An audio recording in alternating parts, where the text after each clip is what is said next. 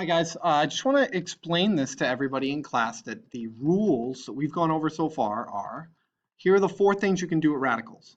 You can simplify them, square root of 50 turns into 5 radical 2.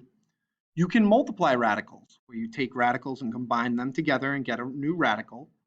Um, you can also add and subtract radicals. So I want to show you what happens when we add and subtract radicals.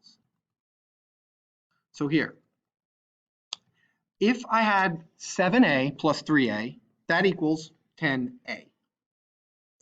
If I have 7a plus 5b, that equals 7a plus 5b.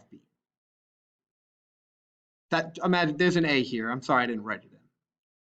If I have 7 square root of 2 plus 3 square root of 2, look, it's a here. So 7a plus 3a is 10a. 7 square root of 2 plus 3 square root of 2 is 10 square root of 2. So the rule is, if they're like radicals, you can add and subtract them. So 7 square root of 2 plus 5 square root of 6, nothing. That's the answer. You can't do anything with it.